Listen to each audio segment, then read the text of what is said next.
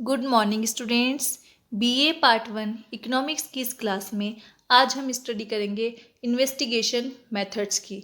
तो इसमें हम फर्स्टली देखेंगे कि इन्वेस्टिगेशन क्या होता है, इन्वेस्टिगेशन के मेथड कौन कौन से हैं और जो सेंसस इन्वेस्टिगेशन है वो क्या है। सेंसस इन्वेस्टिगेशन के अंतर्गत जो यूनिट है जिसे हम यूनिवर्स या पॉपुलेशन कहते हैं उसे कितने पार्ट्स में क्लासिफाइड किया जा सकता है।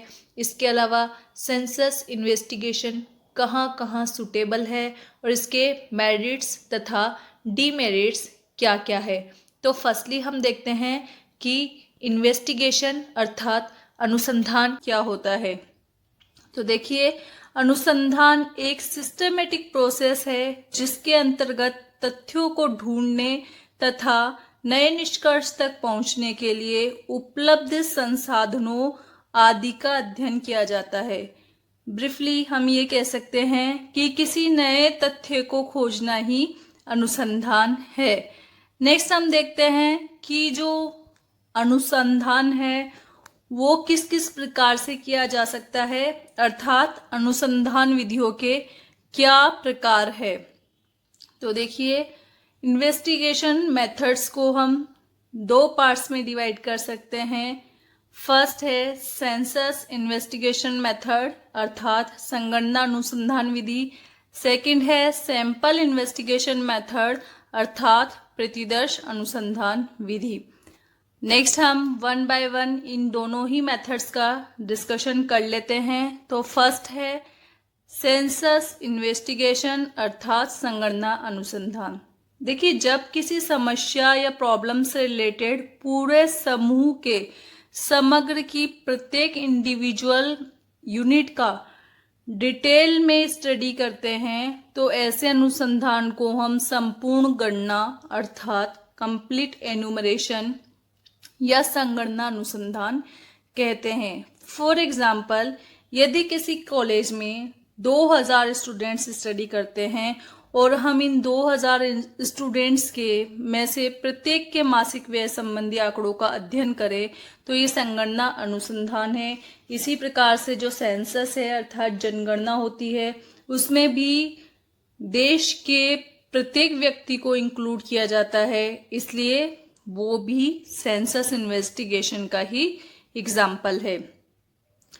नेक्स्ट देखिए, जब हम सेंसस इन्वेस्टिगेशन के अंतर्गत स्टडी करते हैं तो जो विचाराधीन इकाइयों का समूह होता है उसे हम समग्र अर्थात यूनिवर्स या पॉपुलेशन कहते हैं।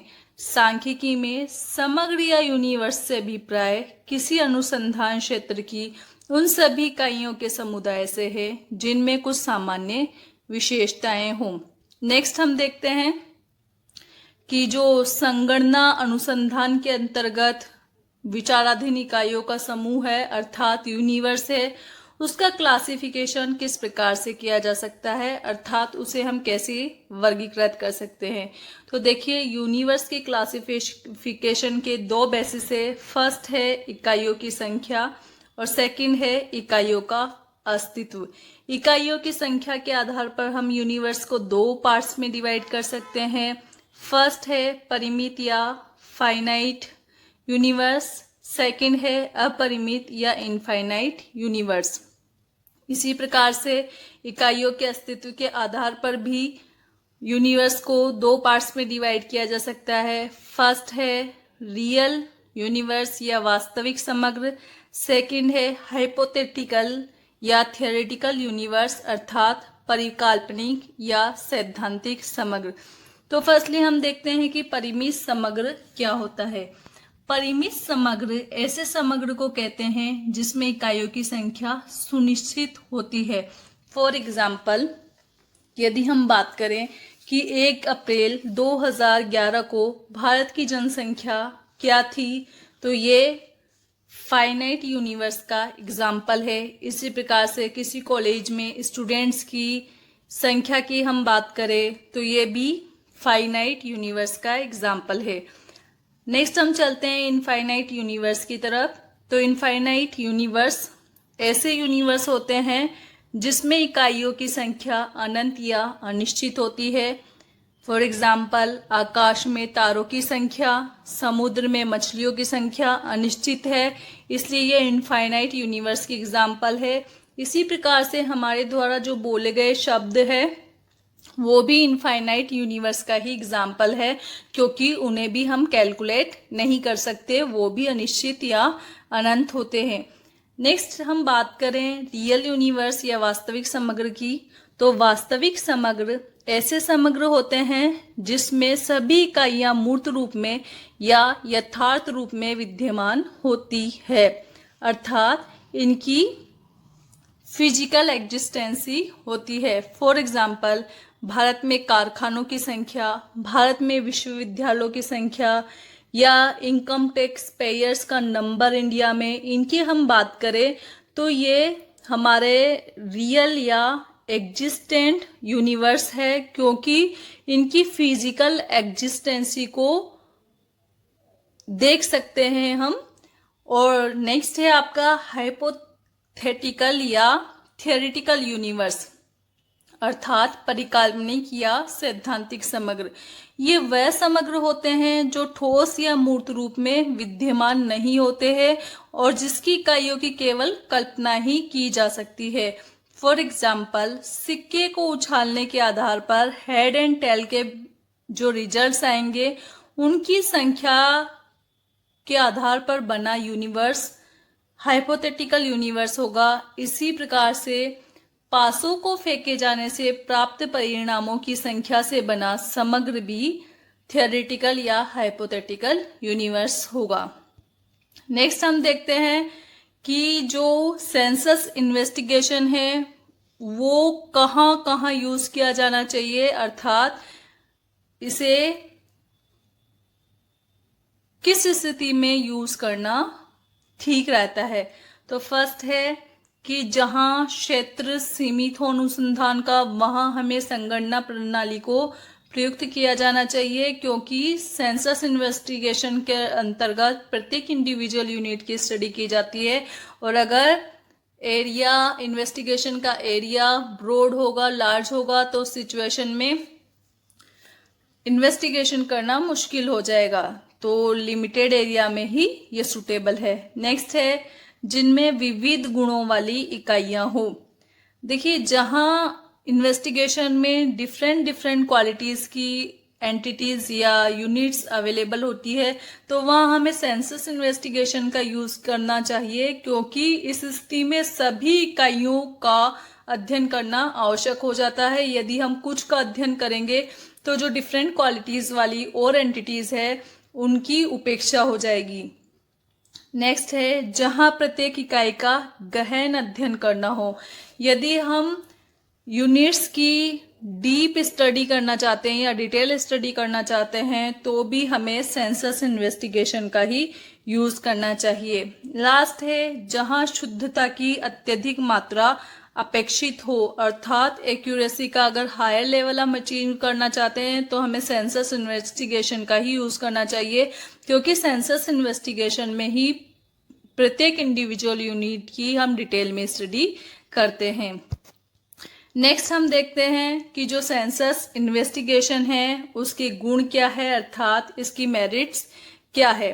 तो फर्स्ट है कि इसके द्वारा प्राप्त समंकों में अत्यधिक शुद्धता व विश्वसनीयता रहती है, क्योंकि इस रीति में समग्र के प्रत्येक भाग का व्यक्तिगत रूप में गहन अध्ययन किया जाता है। नेक्स्ट है समग्र की प्रत्येक इकाई के बारे में विस्तृत सूचना। सेंसस इन्वेस्टिगेशन में समग्र की प्रत्येक इकाई के बारे में अनेक बातों का पता चल जाता है। फॉर एग्जाम्पल, सेंसस की हम बात करें, अर्थात जनगणना की हम बात करें, तो इसके द्वारा हमें केवल व्यक्तियों की कुल संख्या ही ज्ञात नहीं होती, बल्कि उनकी आयु, वैवाहिक स्थिति, व्यवसाय, आय इत्यादि के संबंध में भी जानकारी प्राप्त हो जाती है। नेक्स्ट है विविध विशेषताओं वाले समग्र हेतु उपयुक्त। जहां यूनिवर्स डिफरेंट डिफरेंट क्वालिटीज का है, विभिन्न विशेषताओं का है, वहां पर संगणना अनुसंधान प्रयुक्त किया जाना चाहिए और ये यूजफुल रहता है। नेक्स्ट है सीमित क्षेत्र हेतु उपयुक्त। इसका एक गुण ये भी है कि जो सेंसस इन्वेस्टिगेशन है वो सीमित क्षेत्र में ही उपयुक्त रहता है, क्योंकि वहाँ ये पर्टिकुलर या इंडिविजुअल यूनिट की डिटेल में स्टडी कर सकता है। ये तो हुआ सेंसस इन्वेस्टिगेशन के मेरिट्स। नेक्स्ट हम देखते हैं इसके डीमेरिट्स अर्थात दोष कि संगणना अनुसंधान के क्या क्या दोष है। तो फर्स्ट है अत्यधिक खर्चीली। संगणना प्रणाली में बहुत खर्च होता है। यही कारण है कि इसका प्रयोग अधिकतर सरकार जनगणना, उत्पादन संगणना आदि के लिए ही करती है और इन कार्यों के लिए उसे अलग अलग विभाग अर्थात डिपार्टमेंट्स भी इस्टेब्लिश करने पड़ते हैं। नेक्स्ट है अधिक परिश्रम और समय। इस प्रकार के अनुसंधान में समय भी काफ़ी अधिक लग जाता है और परिश्रम भी बहुत करना पड़ता है, क्योंकि यहाँ पर्टिकुलर इंडिविजुअल यूनिट की स्टडी की जाती है। नेक्स्ट है अनेक परिस्थितियों में असंभव। अनेक परिस्थितियों में संगणना अनुसंधान संभव ही नहीं हो पाता। फॉर एग्जाम्पल, यदि समग्र अनंत हो तो भी सेंसस इन्वेस्टिगेशन पॉसिबल नहीं है। इसी प्रकार से यदि प्रत्येक इकाई से कांटेक्ट करना पॉसिबल नहीं है तो भी हम सेंसस इन्वेस्टिगेशन का यूज नहीं कर सकते। इसके अलावा कभी ऐसा होता है कि अगर हम सभी इकाइयों की जांच करें तो सभी इकाइयां समाप्त हो सकती है, तो उस सिचुएशन में भी सेंसस इन्वेस्टिगेशन यूज नहीं किया जा सकता। फॉर एग्जाम्पल, एप्पल का हम एक टोकरी की बात करें कि एप्पल की एक टोकरी है और हम ये चाहते हैं कि एप्पल की क्वालिटी क्या है, उसे हम टेस्ट करके देखना चाहते हैं कि इसकी क्वालिटी कैसी है। तो अगर यहाँ हम सैंपल इन्वेस्टिगेशन यूज करें तो उसमें से एक या दो एप्पल टेस्ट करके कंक्लूजन निकाले तो ठीक है, लेकिन यदि हम सभी एप्पल्स को टेस्ट करके कंक्लूजन पर पहुंचे अर्थात सेंसस इन्वेस्टिगेशन अप्लाई करें तो इस सिचुएशन में सारी एप्पल्स खराब हो जाएगी अर्थात नष्ट हो जाएगी। तो उस स्थिति में सेंसस इन्वेस्टिगेशन यूजफुल नहीं रहेगा।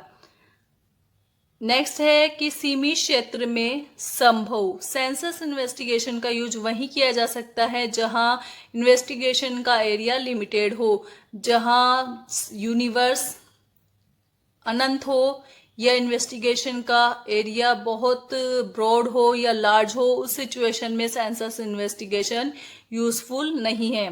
सांख्यिकीय विभ्रम का पता नहीं, अर्थात यदि हम सेंसस इन्वेस्टिगेशन का यूज करते हैं तो हमें स्टैटिस्टिकल एरर का भी पता नहीं लग पाता, क्योंकि सेंसस इन्वेस्टिगेशन के थ्रू अगर हम स्टडी करेंगे तो हर यूनिट की हम स्टडी करते हैं, सैंपल लेकर स्टडी नहीं की जाती।